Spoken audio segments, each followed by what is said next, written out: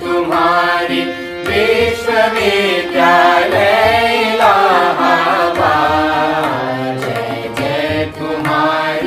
जय तुम्हारी विश्वविद्यालय इलाहाबाद। ज्ञान उद्गम ज्ञान संगम ज्ञान के इतिहास।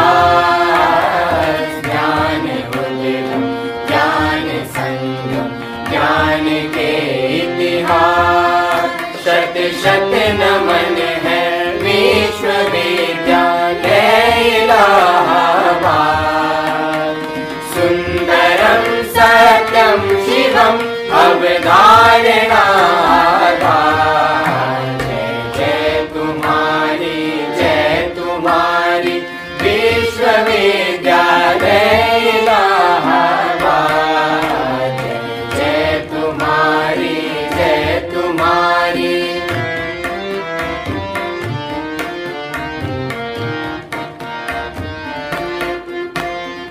ज्ञान और विज्ञान का वर्धन तुम्हारा कर। साहित्य और संगीत की सेवा तुम्हारा धर्म। सबके लिए सब दिन तुम्हारा खुला शिक्षा द्वार। कर दिया तुमने सभी को योग्यता अनुसार। जय तुम्हारी सच्चिदानंद रूपाय विश्वोत्पत्त्यादि हेतवे तापत्रय विनाशाय श्री कृष्णाय वयं नुमः। जन्माद्यस्य यतोऽन्वयादितरतश्चार्थेष्वभिज्ञः स्वराट्। तेने ब्रह्महृदाय आदिकवये मुह्यन्ति यत्सूरयः। तेजो वारिमृदां यथा विनिमयो यत्र त्रिसर्गो मृषा। धाम्ना स्वेन सदा निरस्तकुहकं सत्यं परं धीमहि। यं प्रव्रजन्तमनुपेतमपेतकृत्यं द्वैपायनो विरहकातरया जुहाव। पुत्रेति तन्मयतया तरोभिनेदुः तं सर्वभूतहृदयं मुनिमानतोऽस्मि। ॐ पूर्णमदः पूर्णमिदं पूर्णात् पूर्णमुदच्यते पूर्णस्य पूर्णमादाय पूर्णमेवावशिष्यते। ओम शांति शांति शांति। कुर्वन्नेवेह कर्माणि जिजीविषेत शतग्वं समाह। एवं त्वयि नान्यथेतोऽस्ति न कर्म लिप्यते नरे।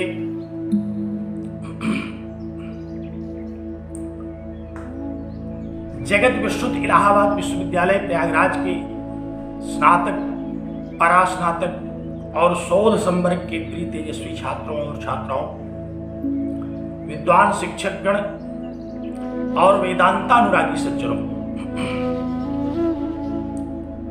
प्रस्थानत्रयी के अंतर्गत श्रुति प्रस्थान में हम लोग ईशावास्योपनिषद के द्वितीय मंत्र पर चर्चा कर रहे हैं। बहुत ही महनीय शास्त्र है यह। त्रिविध दुख को नष्ट करने वाला यह महनीय शास्त्र आप सब लोगों का, हम लोगों का परम कल्याण करे। इस शुभ कामना के साथ मैं आप सबको नमन करता हूं और नित्य शुद्ध बुद्ध मुक्त सत्य स्वभाव परम पिता परमेश्वर से यह प्रार्थना करता हूं कि हम लोगों की बुद्धि एकाग्र हो, चित्त निर्मल हो और उपनिषद जैसा यह गूढ़ शास्त्र हमारी समझ में आए। तो आइए द्वितीय मंत्र पर हम लोग चर्चा कर रहे थे। कुर्वन्नेवेह कर्माणि। यह कर्माणि कुर्वन् एव जिजीविषेत्। चर्चा कर रहे थे हम लोग, इस संसार में, इस मानव शरीर में कर्मों को करते हुए 100 वर्ष तक जीने की इच्छा करनी चाहिए। श्रुतियां कहती हैं कि जीवेत शरदः शतम्, जीवेम शरदः शतम्, ये हमारी कामना है। पश्येम शरदः शतम्, हम 100 वर्ष तक जिए, 100 वर्ष तक हमारी इंद्रियां स्वस्थ रहें, 100 वर्ष तक हमारी बुद्धि स्वस्थ हो और हम इस जगत में कर्म कर सकें।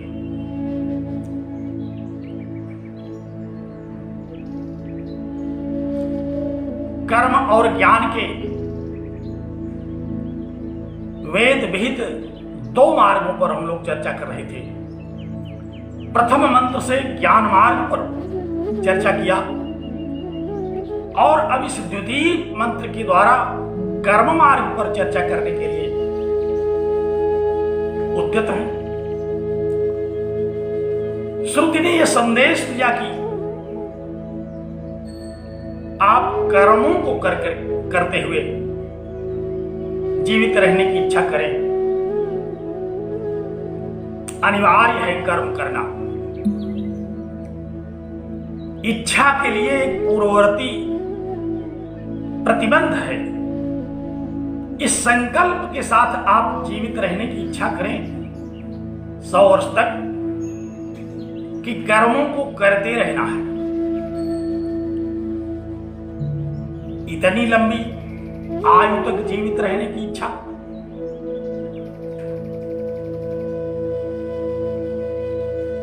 इतनी लंबी आयु में जीवित रहकर के क्या करेंगे? कौन से कर्म करेंगे? अब यह कर्म नाम का जो तत्व है, इसको समझना बहुत आवश्यक है और यह बड़ा गंभीर विषय है। इसको श्रुति ने क्यों कह दिया कि कर्मों को करते हुए जीवित रहिए? सब लोग कर्मों को करते हुए ही तो जीवित हैं। कौन कर्म नहीं कर रहा है? कर्म तो सब कर रहे हैं। कर्म करते हुए जीवित रहें। और दूसरी ओर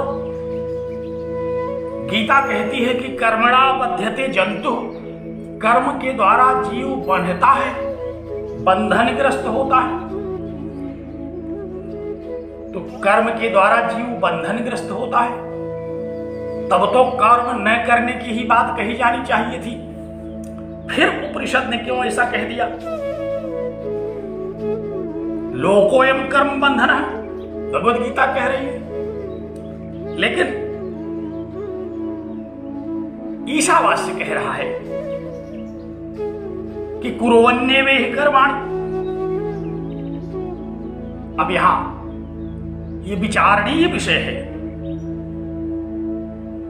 हम यह सोच भी नहीं सकते कि कर्म न करें, क्योंकि दूसरी पंक्ति कह रही है एवं तो नान्यथेतोस्ति इतः न अन्यथा अस्ति। इसके अतिरिक्त कोई दूसरा मार्ग नहीं है कि आप कर्म न करें और कोई दूसरा मार्ग खोज लें 100 वर्ष तक जीवित रहने के लिए। कर्मों को करते हुए 100 वर्ष तक जीवित रहने की इच्छा करनी चाहिए। लेकिन जो कर्म बंधन में डाल रहा है, उस कर्म को हम क्यों करें और उस कर्म को करते हुए 100 वर्ष तक जीवित रहने की इच्छा क्यों करें? अब देखिए, यहां एक और श्रुति कह रही है कि कर्म बंधन में डालता है, दूसरी ओर श्रुति कह रही है कि कर्म मार्ग के द्वारा, कर्मयोग के द्वारा बंधन से मुक्ति मिलती है। यही हम लोगों को भ्रम होना आरंभ हो जाता है कि आखिर कर्म ही हमको बंधन में डालता है और कर्म से ही हमको मुक्ति मिलती है। कर्म 2 तरह के हैं। एक ऐसा कर्म है जो बंधनकारी है और एक दूसरा कर्म है जो मुक्तिदायक है। अथवा इसको हम इस तरह से कह सकते हैं कि कर्म के दो फल हैं, एक फल है मुक्ति और दूसरा फल है बंधन। तो हमको कौन सा फल मिलेगा? हम जिन कर्मों को करते हुए 100 वर्ष जीने की इच्छा कर रहे हैं, उसको करने से हमें क्या मिलेगा? मुक्ति मिलेगी कि बंधन मिलेगा? बंधन कौन चाहता है? हम लोग तो सब सुख चाहते हैं। बंधन और मोक्ष की बात तो थोड़ी दूर की है, हम लोग सुख चाहते हैं, दुख चाहते ही नहीं। और प्रत्येक कर्म फल देने वाला है। पुनर्जन्म का सिद्धांत हमारा भारतीय दर्शन में आचार्यों ने पुनर्जन्म के सिद्धांत को जो स्वीकार किया, वेदों ने कहा कि पुनर्जन्म होता है। अस्ति परलोकः इति मतिर्यस्य सः आस्तिकः। आस्तिक वही है जिसकी बुद्धि के अनुसार परलोक है, पुनर्जन्म है। तो यह सिद्धांत है कि पुनर्जन्म का सिद्धांत कर्मफल पर टिका हुआ है। कर्मफल के द्वारा ही हमें पुनर्जन्म की प्राप्ति होती है, कर्मफल के द्वारा हमें बंधन की प्राप्ति होती है, कर्म के द्वारा हमें मोक्ष की प्राप्ति होती है। तो निश्चित रूप से अब ये कर्म विचारणीय विषय हो गया। हमको क्या पता कि किस कर्म से मोक्ष की प्राप्ति होगी, किस कर्म से बंधन की प्राप्ति होगी, किस कर्म से पुनर्जन्म से मुक्ति मिलेगी, अथवा किस कर्म से हमें पुनर्जन्म होगा। इसको जानना पड़ेगा। इन कर्मों के विषय में गंभीरता से विचार करना पड़ेगा। और ये शास्त्र इसीलिए है जो कि हमें कर्म के विषय में उपदेश देते हैं। अब अगर हम यह कहें कि कर्म हम करेंगे ही नहीं, अगर ये इतना घातक है कि बंधन में डाल देगा, तो फिर हम इसको करें नहीं। शास्त्र कहता है कि नहीं कश्चित् क्षणमपि जातु तिष्ठत्य कर्मकृत् कार्यते ह्यवशः कर्म सर्वः प्रकृतिजैः गुणैः। कहा कि ये आपकी इच्छा के अधीन नहीं है। नहीं कश्चित, कोई भी, क्षणमपि, एक क्षण भी, अकर्मकृत जातु तिष्ठति, बिना कर्म किए एक क्षण भी कोई रह नहीं सकता। ये शास्त्र भगवद गीता घोषित कर रहा है। भगवद गीता शास्त्र हमको यह उपदेश दे रहा है कि देखिए, आपकी इच्छा पर नहीं है कि आप कर्म करेंगे कि नहीं करेंगे। कर्म तो आपको करना ही पड़ेगा। कोई भी बिना कर्म किए एक क्षण नहीं रह सकता। 100 वर्ष की तो बात छोड़ दीजिए। नहीं देह भर्ता शक्यम त्यक्तुम कर्माण्य शेषतः। जिसने देह धारण कर लिया, जिसके पास देह है, यह शरीर है, पंच कर्मेंद्रियां, पंच ज्ञानेन्द्रियां, मन बुद्धि चित्त और अहंकार से युक्त यह हृष्ट पुष्ट तंदुरुस्त स्वस्थ अथवा अस्वस्थ देह है, वह भला कर्म न करे? ये कैसे हो सकता है? कर्म तो अनिवार्य है। और अगर कोई बहुत शक्तिशाली हो, कहे कि हम करेंगे ही नहीं, तो कैसे होगा? इसके लिए शास्त्र पुनः संदेश दे रहा है। कह रहा है कि कार्यते ह्यवशः कर्म, आपसे कर्म कराया जाएगा विवश करा करके। कौन है हमसे बड़ा बलवान जो कराएगा? कहा कि सर्वः प्रकृतिजैः गुणैः। जिस प्रकृति से यह शरीर उत्पन्न हुआ, प्रकृति के जिस सत्व रजस और तमस गुणों के द्वारा ये शरीर उत्पन्न हुआ, कार्य तो वह गुण कराते हैं, कार्य तो वह सत्व रजस तमस गुण कराते हैं। ये आप नहीं करते। आपकी इच्छा के अनुसार नहीं है कि शरीर से कार्य किया जाएगा कि नहीं किया जाएगा। प्रकृति ने इस शरीर को कर्म करने के लिए पैदा किया है, तो आप कैसे, कौन होते हैं यह कहने वाले, यह निर्णय वाले कि हम कर्म नहीं करेंगे? अब देखिए, कर्म किसे कहते हैं? हम लोग तो यही जानते थे कि क्रियते इति, कर्म जो किया जाता है वह कर्म है। लेकिन यहां भगवद गीता के अनुसार कार्यते इति च कर्म, जो कराया जाता है वो भी कर्म है।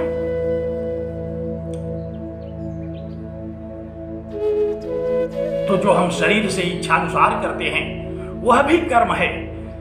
जो हमारा शरीर विवश करके हमसे कर्म कराता है वह भी कर्म है। और यह शरीर कर्म के लिए ही है। हम लोग शास्त्रों में देखते हैं कर्म प्रधान विश्व करी राखा। ये विश्व जो है वो कर्म प्रधान है। यहाँ एक एक कण, एक एक तत्व, क्योंकि कर्म से ही इसकी उत्पत्ति हुई है। भगवान शंकराचार्य के अनुसार यदि हम इस पर विचार करने लगे तो जिस क्षण हमें अज्ञान प्रेरित करता है उसी क्षण हमें वस्तु में अवस्तु को देखने की प्रवृत्ति हो जाती है। अज्ञान के कारण हमें रज्जु में सर्प दिखाई पड़ने लगता है। तो जब अज्ञान के कारण यह दिखाई पड़ने लगा, इस जगत की उत्पत्ति हुई। और अगर हम यह माने कि ईश्वर का यह शरीर है संसार, तो ईश्वर ने चाहे कीन करावे सोई, वो जो चाहेगा अपने शरीर से कर्म कराना वही कराएगा। तो हर भांति किसी भी विधा कर्म करने से हम मुक्ति नहीं प्राप्त कर सकते। कर्म हमें करना अनिवार्य है।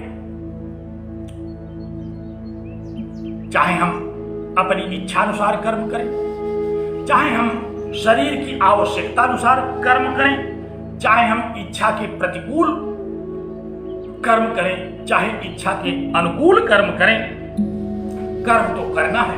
अब यह देखना है कि जो कर्म हम करने चल रहे हैं वो बंधनकारी है कि मुक्तिकारी। बंधन हमको प्रदान करेगा कि हमको मुक्ति प्रदान करेगा, विषय तो यहां विचारणीय है। कर्म तो करना अनिवार्य है, कर्म तो करना अपरिहार्य है। कर्म हमारे बस में नहीं है कि हम चाहें तो न करें, चाहें तो करें। इसलिए उपनिषदकार का यह संदेश है कि आपको जीने की इच्छा कर्म करते हुए ही करना है। और कितने कर्म, बहुवचन में शब्द आया कर्माणि। एक कर्म नहीं, दो कर्म नहीं, बहुत सारे कर्म ऐसे हैं जिसको इस शरीर के लिए करना अनिवार्य है। हम लोग जब साधना की चर्चा कर रहे थे अद्वैत वेदांत के अनुसार, तो वहां भी साधना में काम में निषिद्ध वर्जन पुरस्सरम नित्य नैमित्ति प्रायश्चित्तोपासना अनुष्ठाने निर्गत निखिल कलमस्तया नितांत निर्बल स्वांत, वेदांत सार के अनुसार वहां भी काम में निषिद्ध ये दो तरह के कर्म हैं हमारे सामने। हम कामनाओं की पूर्ति के लिए कर्म करते हैं, हमारे काम में कर्म है। हम इस संसार में कामनाओं के साथ जीवित रहना चाहते हैं, बिना काम के हम जीवित नहीं रहना चाहते। हमारी कामना, हमारा मन, हमारी चित्त, बुद्धि, ये सब निरंतर संकल्प विकल्पवान हैं। इनमें तो कोई न कोई कामना होती रहती है। इसलिए काम में कर्मों को हम करते हैं और निषिद्ध कर्मों को, काम में कर्मों को भी और निषिद्ध कर्मों को भी, दोनों को छोड़ने के लिए कहा शास्त्र ने। काम कर्म के द्वारा स्वर्ग इत्यादि जो अभीष्ट लोक हैं, जो सुखादि की प्राप्ति है, उसकी प्राप्ति हम करते हैं। यज्ञादि का भी विधान उसके लिए किया गया। और अज्ञानतावश हम निषिद्ध कर्मों को भी करते हैं, जो कि नरकादि को प्राप्त कराने के लिए कर्म है। तो हम कर्म चाहे काम में कर्म करें, चाहे निषिद्ध कर्म करें, दोनों कर्म हमें बंधन में डालता है। तो काम निषिद्ध वर्जन पुरस्सरम, काम और निषिद्ध इन दोनों का वर्जन करना है पहले। यदि आपको ऐसे कर्म करने हैं जिनके द्वारा आप मुक्ति की कामना करते हैं, तो सबसे पहले काम और निषिद्ध इनका वर्जन करना पड़ेगा, इनको छोड़ना पड़ेगा, जो कि बहुत कठिन साधना है। बिना कामना के हम एक क्षण नहीं रुक सकते। कामनाओं की पूर्ति के लिए ही प्रायः निषिद्ध कर्मों को भी लोग कर डालते हैं। इसलिए कर्म तो हमें बंधन में डालेगा, कर्म से तो हम बंधन ग्रस्त होंगे। और अगर हमें बंधन से छूटना है, बंधन से मुक्ति प्राप्त करना है, तो फिर कहा कि नित्य नैमित्तिक प्रायश्चित उपासना अनुष्ठाने। तो एक कर्मों की एक सूची बता दी गई। कहा कि आपको नित्य कर्म करने हैं, नैमित्तिक कर्म करने हैं। नित्य नैमित्तिक प्रायश्चित उपासना, ये सारे कर्म हैं। इनके विषय में आप विस्तार से जानते हैं। वेदांत सार में आपने इसका विस्तृत अध्ययन किया है। ये जो कर्म हैं, ये हमारी बुद्धि को, हमारे चित्त को निर्मल करने के लिए विहित है। इनमें से बहुत सारे कर्म, नित्य कर्म इत्यादि तो ऐसे हैं कि जिनको हम न करें तो जीवित रहना मुश्किल हो जाएगा, शरीर ही नहीं चल पाएगा। शरीर को जीवित रहने के लिए, शरीर को स्वस्थ रखने के लिए नित्यादि कर्मों की अनिवार्यता है। और शरीर है तो किसी न किसी निमित्त से हम प्रवृत्त होते ही रहेंगे, नाना प्रकार के निमित्तों के कारण हम कर्म करते ही रहेंगे। तो नित्य नैमित्तिक, और कई बार कोई गलत काम हो जाता है तो हम प्रायश्चित करते हैं। उस गलत काम के प्रभाव से बचने के लिए शास्त्रों में प्रायश्चित्तों का भी विधान किया गया। और अपनी कामनाओं की पूर्ति के लिए उपासना कर्म की व्यवस्था दी गई, और चित्त को निर्मल करने के लिए उपासना कर्मों की व्यवस्था दी गई शास्त्र में। तो चित्त को निर्मल करने के लिए भी कर्म करना है। अगर आप शास्त्र विहित कर्मों में रुचि रखते हैं, अगर आप इस विचार के साथ कर्मों के लिए तैयार हैं कि हम बंधनकारी कर्मों का त्याग करेंगे और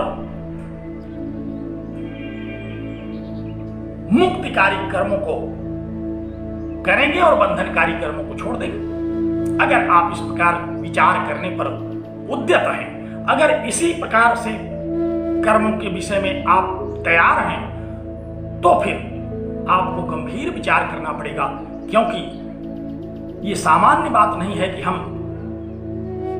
किस कर्म से बंधेंगे और किस कर्म से मुक्त होंगे।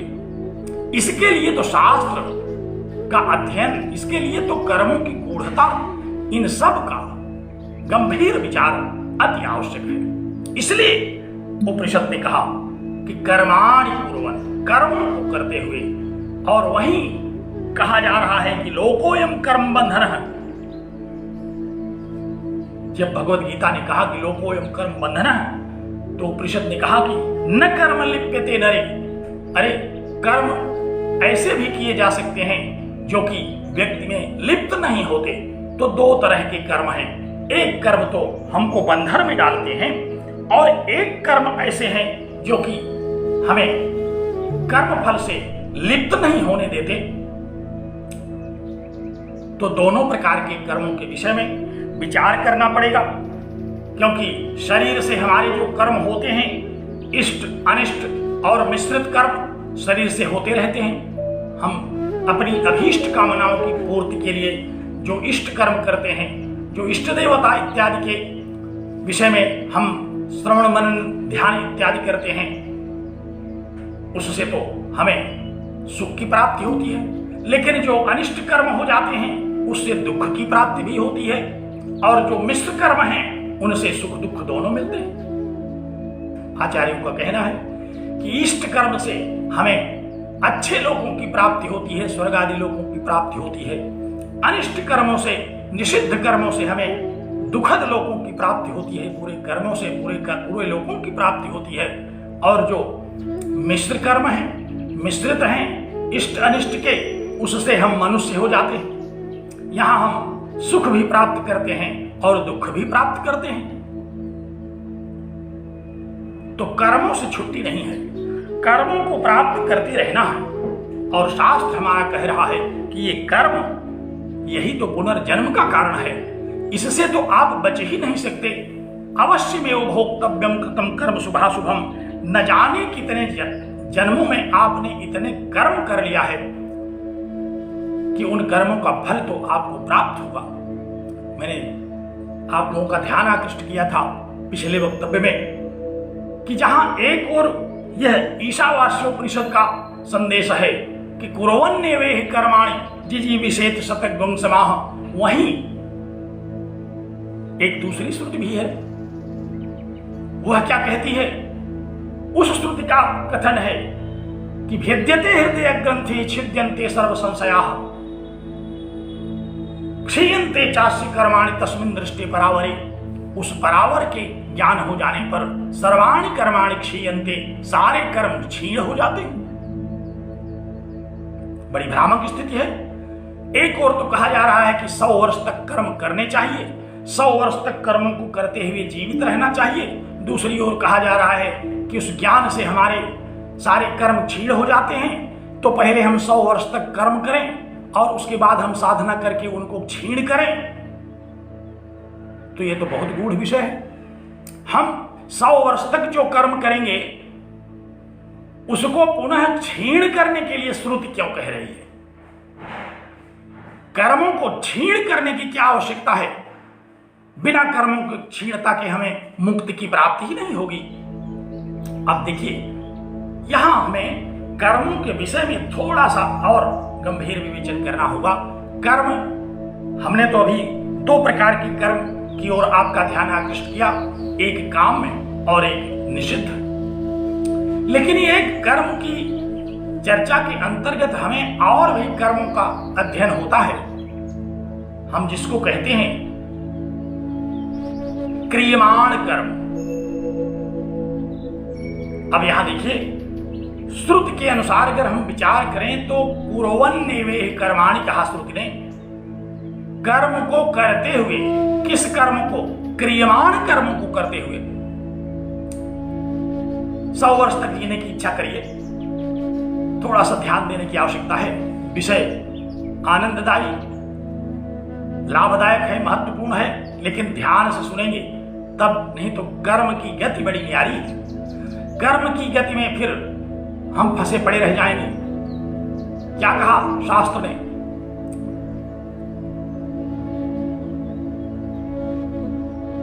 कर्मों को पहले हम करें, फिर हम उसको छीण करें।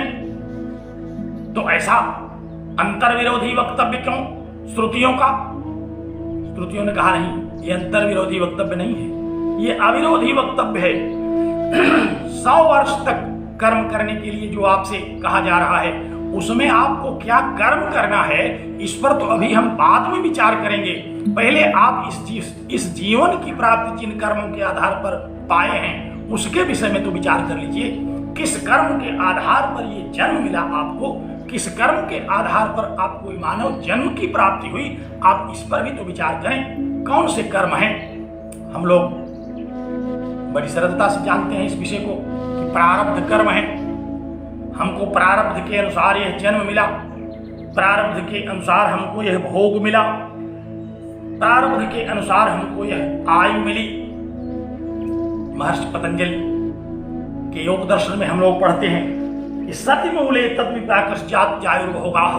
वहां भी कहा गया कि अनंत जन्मों में जो हम अनेक जन्मों में हमने जितने कर्म किए हैं वे कुछ न कुछ बचे ही रह जाते हैं। और अगर वे मूल में हैं, अगर उन कर्मों की जड़ है, तो वे जो मूल है, वह जो जड़ है, वो फिर से पल्लवित होता है, पुष्पित होता है और वो फिर से फल देना शुरू कर देता है। इसलिए श्रुति कह रही है कि वे जो पुराने मूल हैं, आप उनको तो पहले छिन्न भिन्न करिए, उनको तो काटिए, उनको तो नष्ट करिए कि वो पुनः पल्लवित न होने पाए।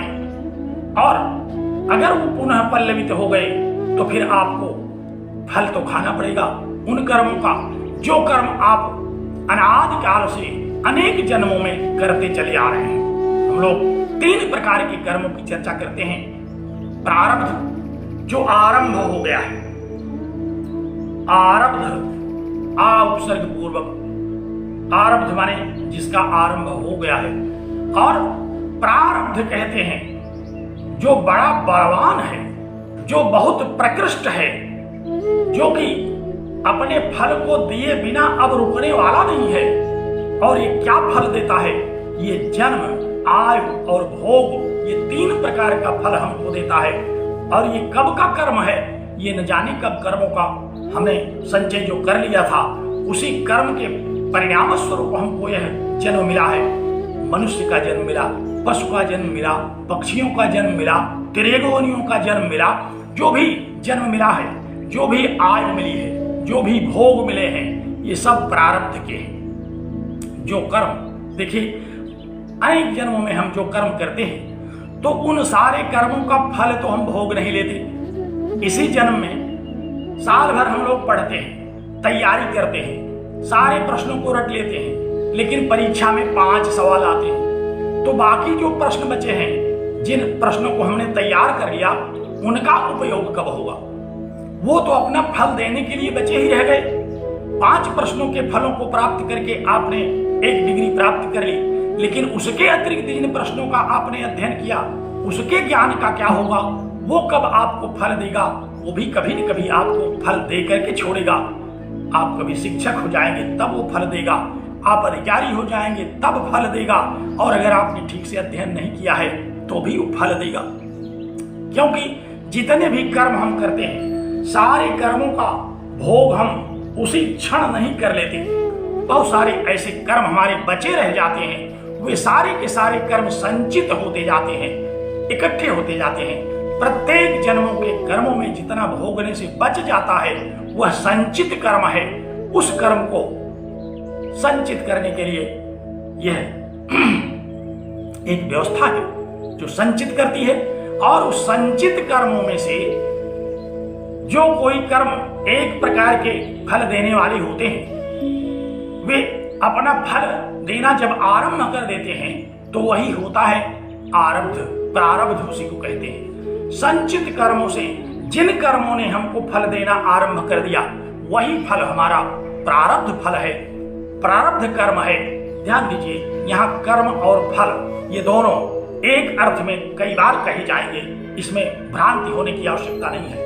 कई बार हम लोग देखते हैं कोई बहुत दुखी होता है, तो हम लोग कहते हैं ना कि कर्म भोग रहे हैं, जबकि भोग रहे हैं फल। तो कर्म भोग रहे हैं कि कर्म फल भोग रहे हैं, कर्म और कर्म फल में तादात्म्य करके हम एक कह देते हैं, दोनों समझ जाते हैं। तो अनेक जन्मों के जो कर्म हैं, उन समस्त जन्मों में किए गए कर्मों से जो भुक्त हो चुके होते हैं, उन सारे भुक्त कर्मों का तो फल हमको उपभुक्त हो जाता है, मिल चुकता है। लेकिन जो कर्म बिना भोग दिए बचा रह गया, वो संचित खाते में चला जाता है और वहां संचित होता रहता है। अब उस संचित का क्या उपाय है? उस संचित से कोई न कोई एक झुंड निकलेगा, वो हमको फल देना शुरू कर देगा, और जब फल देना शुरू कर देगा तो वह बड़ा बलवान होगा, उसको बीच में रोका नहीं जा सकता। भगवान शंकराचार्य ने अपने जीवन मुक्त विवेक में कहा कि जैसे कोई शिकारी मृग समझ करके बाण छोड़ता है, और बाण छूट जाने के बाद उसको पता चलता है कि अरे ये तो गाय है, तो फिर वह अपने बाणों को रोक नहीं पाता, वह बाण अपने लक्ष्य तक पहुंच ही जाता है। उसी तरह से ये जो प्रारब्ध कर्म है, ये प्रारब्ध कर्म ये तो जब आरंभ हो गए तो अपने फलों को दे करके ही ये रुकेंगे। जैसे वो मकार अपनी चाक चलाता है, तो दंड से जब चाक घुमाता है, चाक में एक वेग पैदा कर देता है, तो जब तक दंड के द्वारा पैदा किया गया वह वेग उस चाक में रहेगा, तब तक वह चाक मन मन मन मन घूमती रहेगी, और जब वेग धीरे धीरे क्षीण होगा, तब जाकर के वह चाक रुकती है। उसी तरह से ये प्रारब्ध फल है, ये प्रारब्ध कर्म है, ये आरंभ हो गए तो ये अपना कर्म फल दे करके रुकेंगे। बीच में ऐसा नहीं है कि आप इसमें इमरजेंसी ब्रेक मार देंगे। इमरजेंसी ब्रेक ये मार देते हैं हम लोग, जो गड्ढे में जाते हैं, वहां दूसरा फल आरंभ हो जाता है। तो इसलिए अवश्य में भोक्तव्यम कृतम कर्म शुभाशुभम, जो भी कर्म हम करते हैं शुभ और अशुभ, ये हमें फल दे करके ही रुकता है। तो संचित कर्मों से जो भी हम कर्म फल भोग आरंभ कर देते हैं, वह प्रारब्ध है। तो कर्म फल का ये सिद्धांत जो पुनर्जन्म के सिद्धांत को निर्धारित करता है कि अवश्य में भोक्तव्यम ना भुक्तम क्षीयते कर्म कल्पकोट शतैरपि, बिना भोगे सैकड़ों करोड़ों वर्षों के बाद भी हमने जो कर्म किया है उसको तो हमें भोगना ही पड़ेगा। उसको भोगे बिना आपको छुट्टी नहीं मिलेगी। इसीलिए भगवान शंकराचार्य ने जब कहा ज्ञान मार्ग से, तो उन्होंने कहा कि ज्ञान मार्ग तो एक ऐसा मार्ग था कि ज्ञानाग्नि सर्व कर्माणि भस्मसात् कुरुते अर्जुन। कहा कि हे अर्जुन, वह जो ज्ञानाग्नि थी वह तो सारे कर्म को भस्मसात कर देती है। वह तो संचित क्रियमाण और प्रारब्ध सब को एक साथ भस्म कर देती है। लेकिन अब विडंबना यह है कि हम उस ज्ञान मार्ग के अनुयायी नहीं हो पा रहे हैं, हमें कर्म मार्ग पर चलना है। तो कर्म को करते हुए हमें अब 100 वर्ष तक जीने की इच्छा करनी है। लंबी योजना है। 100 वर्ष में हम कैसे कर्म करें कि हमारे संचित और क्रियमाण भी कुछ उससे प्रभावित हो, इन पर विचार करना पड़ेगा। अनेक शास्त्रों में, अनेक पुराणों में ये सिद्धांत दिया गया। गर्भ पुराण का, ब्रह्म वैवर्त पुराण का ये वाक्य है कि अवश्य में भोक्तव्यम कृतम कर्म शुभाशुभम। जो भी कर्म हम करते हैं, शुभ अथवा अशुभ। अब ये शुभ और अशुभ क्या है, ये जान पाना भी बड़ा गूढ़ है। हमको तो वही लगता है कि जिससे हमारा कुछ, हमारी प्रगति हो वही हमारे लिए शुभ है। लोग कहते हैं आपका शुभ हो, तो हमारा शुभ हमको किसमें लगता है? जिसमें हमें कुछ प्रगति हो, कुछ प्राप्ति हो, कुछ उन्नति हो, वही हमको शुभ होता है। और जिसमें हमें कुछ प्राप्ति नहीं होती, जिसमें हमको कष्ट मिलता है, वो हमारे लिए अशुभ हो जाता है। अब शुभ और अशुभ ये एक अलग पृथक विषय है कि शुभ कर्म किसे कहते हैं, अशुभ कर्म किसे कहते हैं। लेकिन यहाँ जो कर्माणि की चर्चा हम कर रहे हैं, जो बहुवचनांत यह कर्माणि शब्द आया यहाँ कुर्वन्नेवे कर्माणि में और क्षीयन्ते चास्य कर्माणि में, दोनों स्थानों पर कर्माणि है और ये बहुवचन में है। तो क्षीयन्ते चास्य कर्माणि, ज्ञान आग्नि से तो ये सारे कर्म दग्ध हो जाते हैं, भस्मसात हो जाते हैं। कौन से सारे कर्म? कहा कि जो संचित हैं वो भी भस्मसात हो जाते हैं। वो क्यों भस्मसात हो जाते हैं? क्योंकि वो तो भ्रम बस उत्पन्न हुए थे, और जब भ्रम से ही यह सारा जगत उत्पन्न हुआ था, तो जैसे ही भ्रम दूर हुआ वैसे ही सारे कर्म फल भी भस्म हो गए। वहां तो बड़ा सटीक उपाय बताया गया था। लेकिन यहाँ अब हम जब इस जगत को सत्य मान करके आगे बढ़ रहे हैं, तो फिर हमें उस संचित कर्म का भोग तो भोगना पड़ेगा, प्रारब्ध कर्म का हमें भोग भोगना पड़ेगा। और एक तीसरा कर्म है क्रियमाण। वही है क्रियमाण, जिस कर्म को करने का उपदेश श्रुति के द्वारा दिया जा रहा है। क्योंकि हम कौन से कर्मों को करते हुए 100 वर्ष जीने की इच्छा करेंगे? वही क्रियमाण कर्म। अब इन क्रियमाण कर्मों पर हमें ध्यान रखना पड़ेगा कि हमारे क्रियमाण कर्म किस प्रकार के हों। तो संचित कर्म, प्रारब्ध कर्म, क्रियमाण कर्म, ये 3 कर्म बड़े गूढ़ हैं। इन कर्मों में इनको भोग करके ही समाप्त करना पड़ेगा। प्रारब्ध जब आरंभ हो जाएगा, समाप्त होगा, जीवनचर्या समाप्त होगी, शरीर समाप्त हो जाएगा, तब तक एक दूसरा प्रारब्ध तैयार है। वो दूसरा शरीर लेकर के आ जाएगा, कहेगा कि अब चलो पुराने जो कर्म बचे हैं उनका दूसरा एक गिरोह है, उसको इस तरह से भोगो। एक मुझे एक ग्रंथ में भगवद गीता का ही किसी आचार्य का पढ़ रहा था।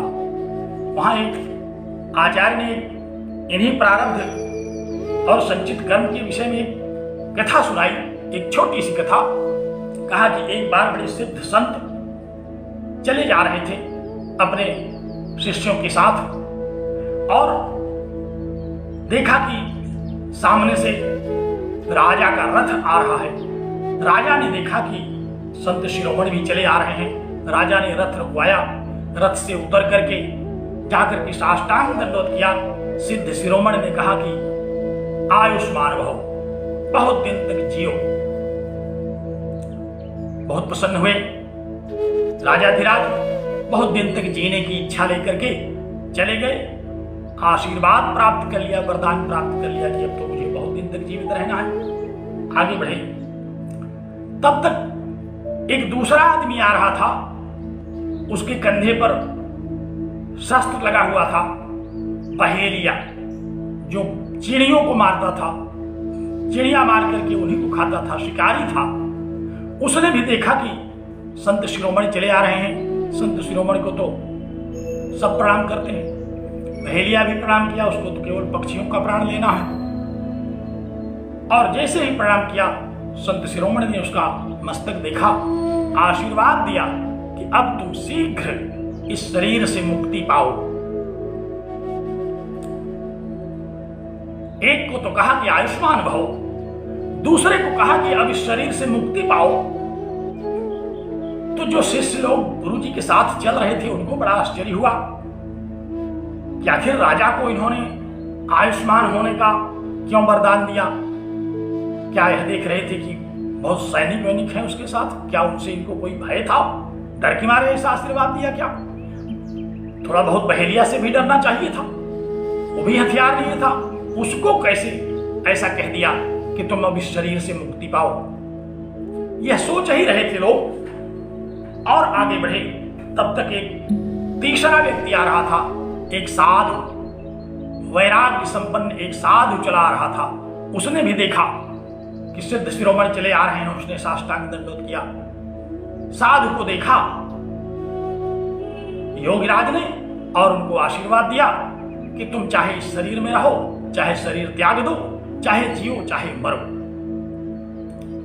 तो फिर शिष्यों से नहीं रहा गया, आगे बढ़े। शिष्यों ने कहा गुरुदेव थोड़ा सा विश्राम आवश्यक है और कुछ शंकाएं हैं। गुरुजी बैठ गए, पूछा क्या शंका है?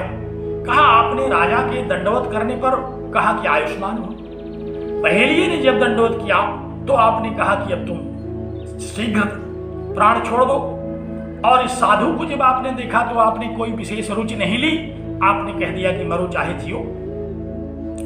तो गुरुजी ने कहा कि देखो, हमने इन सब के कर्मों की अपनी दिव्य दृष्टि से उसका प्रत्यक्ष किया, क्योंकि ये राजा, इसका जो प्रारब्ध है, ये राजा रहने का प्रारब्ध है। ये जब तक जिएगा राजा रहेगा, जब तक जिएगा ये सुखों का भोग करता रहेगा। इसलिए मैंने इसको आशीर्वाद दिया कि तुम बहुत दिन तक जियो, क्योंकि इस जन्म में तुम्हारे ढेर ऐसे कर्म हैं, संचित कर्मों में भी तुम्हारे ऐसे बहुत सारे कर्म हैं जो कि अगला शरीर तुम्हें जो देंगे उसमें तुम्हें सुख की प्राप्ति नहीं होगी, उसमें तुम्हें राज कर्म नहीं मिलेगा। इसलिए मैंने उससे कह दिया कि चलो सुखी हो तो और भी कुछ दिनों तक सुखी रह जाओ। और उस पहेलियों को मैंने इसलिए कहा कि तुम शीघ्र मरो, क्योंकि उसका पाप बढ़ता जा रहा है, लेकिन उसका जो संचित कर्म है उसमें बड़े बड़े पुण्य कर्म भी हैं। अगला उसका जो प्रारब्ध होगा वो बहुत ही अच्छा होगा, उसमें उसको अच्छा जीवन मिलेगा, अच्छे कर्म करने का अवसर मिलेगा। वह इसलिए मैंने उससे कह दिया कि तुम जल्दी शरीर छोड़ दो। और साधु से मैंने इसलिए कहा कि मरो चाहे जियो, क्योंकि वह साधु न तो मरने में रुचि रख रहा है न जीने में। उसको जीवित रहने और मरने से तो कोई लगाव ही नहीं है। वो तो जन्म मृत्यु के पार जाना चाहता है, वो तो ज्ञान की साधना में है, वो तो साधना कर रहा है, परम विरक्त हो चुका है। अब वह उस नित्य शुद्ध बुद्ध मुक्त सत्य स्वभाव परमात्मा का अपरोक्ष करने के लिए अपनी साधना को आगे बढ़ा रहा है। वह चाहे मरे चाहे जिए, उसके जीने और मरने का कोई मतलब नहीं है। अब तो उसको मुक्ति की प्राप्ति होनी है। जब तक साधना उसकी होगी तब तक वो चाहे इस जन्म को धारण करे, चाहे दूसरे जन्म को धारण करे, चाहे जिस शरीर को प्राप्त करे, वह तो साधना ही करता रहेगा। इसलिए उसकी दृष्टि में जीवित रहने का, मरने का, शरीरों के परिवर्तन का, अच्छे भोग और बुरे भोग का कोई अर्थ नहीं है। तो ये जो प्रारब्ध कर्म है ये बड़े बलवान हैं, ये बिना फल दिए रुकते नहीं। तो प्रारब्ध कर्म, संचित कर्म में अनेक प्रकार के कर्मों का एक संग्रह है। बचत बैंक की तरह थोड़ा थोड़ा कर्म जो बचता है भोगने से हम लोग उसमें इकट्ठा करते रहते हैं, और वो अनंत जन्मों से, अनेक जन्मों से एकत्र होकर के अब बहुत हो गया है, उसका क्षरण कैसे होगा। और अब सबसे कुशलता तो क्रियमाण कर्म में है। क्रियमाण कर्म हम कैसे करेंगे जो कि हमें अब वो बंधन का उपाय करेगा कि हमारी मुक्ति का उपाय करेगा। हमें यह विचार करना है, हमें यह देखना है कि हम किस कर्म का अब कैसे अनुष्ठान करेंगे। क्योंकि कर्म फल अकाट्य है, यही जो क्रियमाण कर्म है, इसी में से हम कुछ कर्मों का फल भोगेंगे और कुछ कर्मों का फल बचा रहेगा, और जो बचा रहेगा वो जाकर के संचित कर्म में जुड़ जाएगा। तो ये संचित क्रियमाण और प्रारब्ध की श्रृंखला निरंतर चलती रहेगी। न कभी कर्म हमारे समाप्त होंगे, न कभी हमारे कर्म फल समाप्त होंगे। हम 100 वर्ष तक भी जीवित रह करके इसी प्रकार सुख दुख भोगते रहेंगे। तो अब सबसे बड़ी समस्या है कि क्रियमाण कर्मों में अब हमें यह देखना है कि हम ऐसे कर्मों को करें जो कि हमारे संचित कर्मों की वृद्धि न कर सके, जिससे कि हमें भविष्य के जो प्रारब्ध होंगे उन प्रारब्ध कर्मों में मुक्ति मिले, उन प्रारब्ध कर्मों से भी हमें भोगों की जो बंधन है भोगों का, उससे मुक्ति मिले। क्योंकि ये कर्म फल का सिद्धांत इतना काट्य और सुनिश्चित है कि कोई ये न कहे, कोई ये न सोचे कि हमारे द्वारा किया गया फला कर्म हमको फल नहीं दे पाएगा, अब तो मैं बहुत ही कुशलता पूर्वक इस कर्म से बच गया। कई बार लोग अपराध करके छिपे पड़े रहते हैं, सोचते हैं कि हम इससे बच जाएंगे, लेकिन उस कर्म से वो बच नहीं सकते। जैसे प्रारब्ध कर्म हमें पीछा नहीं छोड़ता, उसी तरह से ये जो हमारे क्रियमाण कर्म हैं, ये भी हमारा पीछा नहीं छोड़ते। ये भी महाभारत की एक पंक्ति है कि यथा धेनु सहस्रेषु वत्सो गच्छति मातरम, यथा धेनु सहस्रेषु वत्सो गच्छति मातरम तथा यज्ञकृतं कर्म कर्तारम अनुगच्छति। जिस प्रकार सैकड़ों की संख्या में गायें चली जा रही हों, लेकिन जो बछड़ा जिस गाय का है वो अपनी माता के पीछे ही दौड़ करके पहुंच जाता है, उसी प्रकार यज्ञ कर्म कृतम, जिसने जो कर्म किया है वो उसी कर्म को भोगेगा जरूर। वो कर्म उसको पहचान करके उसके पास जाएगा, वो कर्म जा करके अपना पंजीकरण करा देगा उस संचित कर्म में, क्रियमाण कर्म में बच नहीं सकते हम लोग उससे। तो कर्म फल इतना अकाट्य है, कर्म फल का सिद्धांत इतना अकाट्य है, इसलिए आचार्य कहते हैं यहाँ कि कुर्वन्नेवेह कर्माणि। अब अनेक जन्म के कर्म तो वैसे ही तुम्हें मिल चुके हैं, अनेक जन्मों के कर्मों के संचित कोष तो तुम्हारे पास अभी वैसे ही बहुत है, उसका ही कई जन्म तक तुम्हें भोग करना पड़ेगा। लेकिन कम से कम अब तो ऐसा कर्म न करो जो कि तुम्हें आगामी जन्मों के लिए पूंजी बन सके, आगामी जन्मों की पूंजी से बचो। तो इस प्रकार जो कर्म फल का सिद्धांत है, उस कर्म फल के सिद्धांत पर विचार करके ही कुर्वन्नेवेह कर्माणि, कर्मों को करना है। क्योंकि ये शरीर विवश करके हमसे कर्म कराएगा, हम अपनी इच्छा से कर्म नहीं करने पाएंगे, इसलिए हमें साधना करनी पड़ेगी, हमें विवेक करना पड़ेगा। हम बहुत सावधान रहेंगे। शास्त्र के अनुसार जब हम आचरण अपना आगे बढ़ाएंगे, तभी हमें ये जो क्रियमाण कर्म है हमारा ये सुरक्षित होगा, तभी ये क्रियमाण कर्म हमारे लिए भविष्य के लिए सुभद होगा। अन्यथा अब तक जितने कर्म किए गए, जैसे वे हमें शुभाशुभ फल देते रहे, जैसे उनके परिणाम स्वरूप हम संचित क्रियमाण और प्रारब्ध कर्म भोगते रहे और भोगते रहेंगे, उसी तरह से भविष्य में भी हम सदा भोगेंगे। लोकोयम कर्म बंधन की जो उक्ति है भगवद गीता की, वो सतत चलती रहेगी।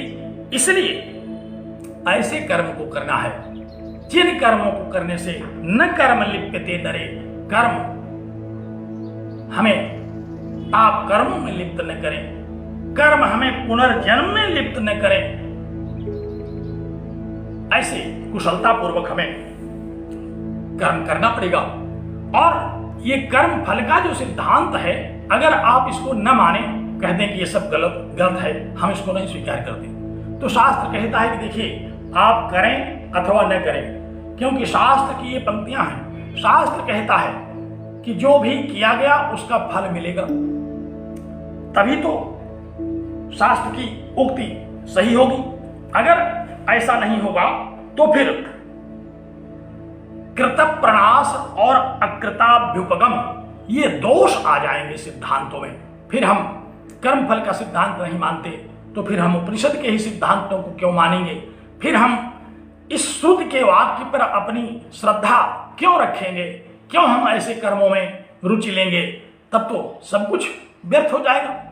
लेकिन ये संदेश, ये उपदेश उनके लिए है जो शास्त्र मानते हैं, जो वेदांत को सत्य मानते हैं, जो परमात्मा को सत्य मानते हो, जो इस जगत के विषय में शास्त्रोक्ति स्वीकार करते हैं, उनके लिए। क्योंकि अगर हम ऐसा नहीं मानेंगे तो जो कर्म किया जाएगा वो फल ही नहीं देगा, कृतप्रणाश हो जाएगा, किया गया लेकिन फल नहीं दिया।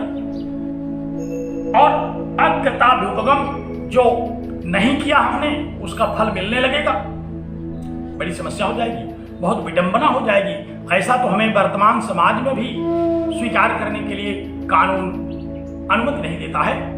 एक व्यक्ति जो कर्म करता है, कोई पिता बैंक से ऋण लिया और वो बिना उसको भरे मर गया, अब उस ऋण को चुकाना उसके पुत्र का दायित्व बन जाता है। वो लाख कहे कि हमने तो लिया नहीं था, पिताजी ने लिया था। कहा नहीं, शास्त्र कह रहा है कि आत्मा वही जायते पुत्र है, पुत्र के रूप में वह व्यक्ति स्वयं पैदा होता है। तो जब स्वयं पैदा होता है तो उसने ही तो भोग किया था लेकर के उस पैसे को, और अब उसको ही भरना पड़ेगा। आप कैसे कह सकते हैं कि आप नहीं भरेंगे? ये वर्तमान कानून भी नहीं कह सकता। तो कृतप्रणाश और अकृताभ्युपगम, जो भी कर्म किया गया वो फल अवश्य देगा, तभी तो शास्त्र का यह सिद्धांत सत्य होगा। और अगर ऐसा नहीं होगा तो फिर हम जो कर्म नहीं किए हैं उसका भी फल पाने लगेंगे। कई बार ऐसा भ्रम होता है, हम समाज में देखते हैं कि बड़े बड़े पापी बड़ी उन्नति करते जा रहे हैं, और उनकी देखी देखा बहुत सारे ऐसे भी लोग उनके अनुयायी हो जाते हैं जो बच सकते थे, और बड़े बड़े पुण्यात्मा बड़ी दुर्दशा को प्राप्त हो रहे हैं। इसको देख करके तमाम ऐसे लोग हैं जो पुण्य से बचने लगते हैं कि अरे इस पुण्यात्मा की इतनी दुर्दशा, तो फिर समाज का क्या होगा?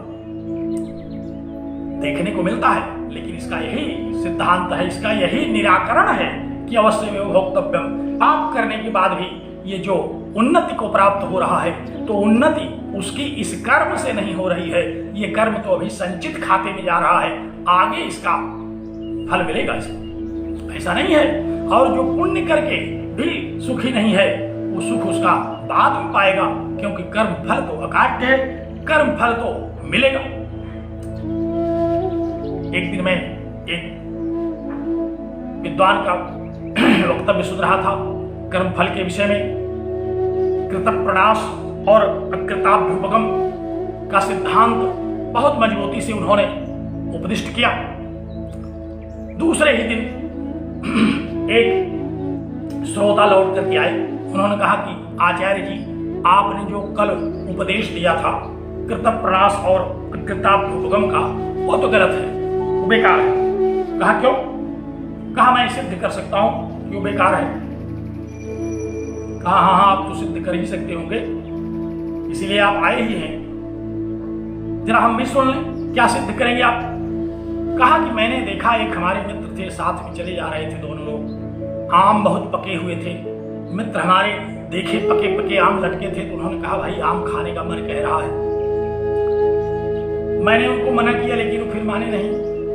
पहले आम को देखते रहे कुछ देर, फिर पेड़ पर चढ़ गए, फिर आम को तोड़ा, आम को खाया उन्होंने, बड़ी संतुष्टि मिली, पेट सहला रहे। तब तक वो बगीचे का रखवाला आ गया और पकड़ा उनको, पीटना शुरू किया, और वो बेचारे रोने लगे।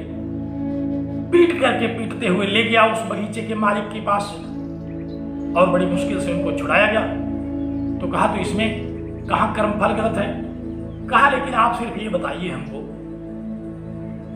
कि पीठ ने तो कोई आनंद भी नहीं लिया था उस आम के फल का।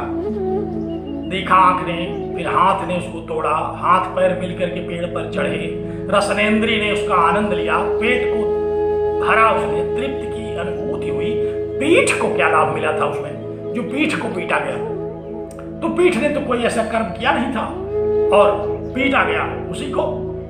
तो यहाँ तो कृतप्रणाश है कि आंख ने देखा, आंख ने लालच हुई, आंख के कारण, अंतःकरण के कारण लोभ बढ़ा, हाथ पैर को दंड देना चाहिए था, लेकिन वो जो रखवाले थे वो डंडा ही डंडा उसको पीठ पर पीट रहे थे।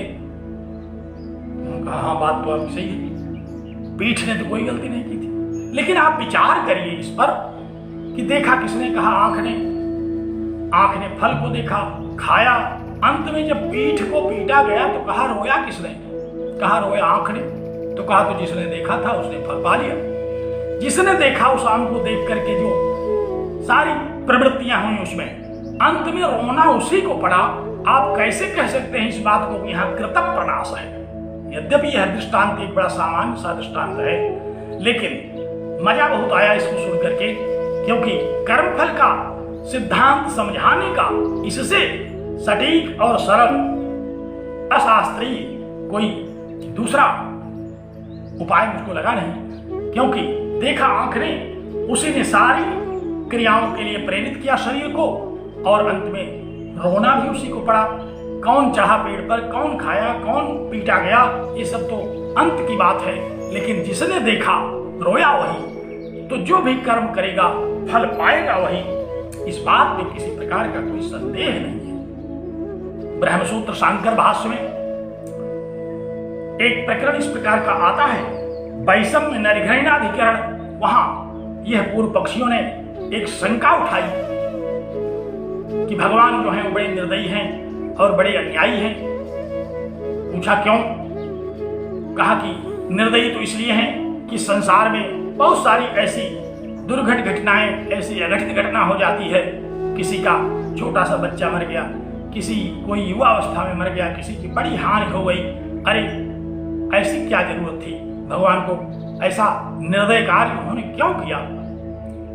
भगवान सब करते हैं, इसलिए वो बड़े निर्दयी हैं। तमाम ऐसे लोग हैं 100-125 वर्ष के हो गए जो चल फिर नहीं पा रहे हैं, जिनको शरीर त्यागना जरूरी था, उन्होंने तो शरीर त्यागा नहीं। लेकिन अभी जो एक युवक था, एक बच्चा था, उसका अकाल कवलित हो गया, ये तो निर्दय है। और हम लोग ये भी देख रहे हैं कि जो पुण्यात्मा लोग हैं, अच्छे अच्छे कर्म कर रहे हैं, उनकी बड़ी दुर्गति है, और जो पापात्मा लोग हैं वो बड़ी प्रगति को प्राप्त करते जा रहे हैं। तो कहा यह अन्याय भी है। तो ईश्वर ऐसा अन्याय और ऐसी निष्ठुरता क्यों धारण करता है? भगवान भाष्यकार ने वहां अपने भाष्य में इसको समझाया कि देखो ईश्वर कुछ नहीं करता, कर्म करते हैं। जो कर्म उसने किया है उस कर्म का फल मिलता है। ये कर्म प्रधान जगत है, इस कर्म के द्वारा ही उसको सारे भोग मिलेंगे। ऐसा नहीं है कि भगवान ने उसको अल्पायु में उसका प्राण ले लिया, अब उसके कर्म ऐसे रहे होंगे कि अल्पायु में उसे प्राण लेना ही था, उसने भी किसी का अल्पायु में प्राण ले लिया होगा। जो भी रहा हो, लेकिन इसमें भगवान का कोई दोष नहीं है। भगवान कर्म न करता है न कराता है, वह तो आप जो कर रहे हैं उसी में आपकी मदद करता है। कहाँ चाहे कीन करावे सोई, आप जो करना चाहें वही कराएगा। क्योंकि बहुत सारे लोग ऐसे हैं, विविध प्रकार की इच्छाओं को लेकर के तीर्थाटन करते हैं, मंदिरों में जाते हैं और उनकी सारी इच्छाएं पूरी होती हैं, भगवान को धन्यवाद देने जाते हैं। तो निश्चित रूप से ऐसा उनको विश्वास होगा ही होगा कि उन्होंने भगवान की कृपा से यह चोरी की और पकड़े नहीं गए। तो ये बहुत ही गंभीर विषय है जो कर्म सिद्धांत है। तो श्रुतिकार ने कहा कि कुर्वन्नेवेह कर्माणि जिजीविषेत सत्यगुण समाह। आप इन समस्त कर्मों पर विचार करिए, कर्मफल पर विचार करिए, कर्मों के सिद्धांत के विषय में विचार करिए, और उस विचार के बाद कुर्वन्नेवेह कर्माणि, क्या कर्म करते हुए आप 100 वर्ष तक जीने की इच्छा कर रहे हैं, इस पर निश्चय करिए। तब आप 100 वर्ष तक कर्म करने भी पाएंगे, तभी आप 100 वर्ष तक कर्मों को करते हुए उससे अनुलिप्त नहीं होंगे, तब आपकी जान बचेगी। अन्यथा बहुत दुर्गति को प्राप्त होंगे आप। तो कर्माणि शब्द जो आया इस मंत्र में वो बड़ा महत्वपूर्ण है। हम लोगों को इसके विषय में, इसके विस्तृत प्रभाव के विषय में, कर्म का जो विविध आयाम है, इन सारे विषयों में जब तक कायदे से विवेकपूर्ण अध्ययन नहीं होगा तब तक हम उपनिषद की इस पंक्ति को ठीक से नहीं समझ पाएंगे।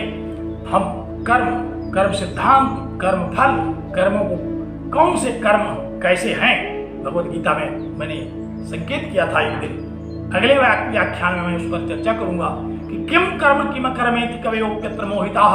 बड़े बड़े ज्ञानी भी इसमें मोहित हो जा रहे हैं कि क्या करणीय है, क्या अकरणीय है, क्योंकि ये बहुत ही गहरा कर्मणो गति, कर्म गति बड़ी गहन है। कर्म गति टारी ना ही डरे, हम लोग सुनते हैं कि ये टारी ना ही डरे, ये डरेगी ही नहीं, इसको तो करना ही पड़ेगा।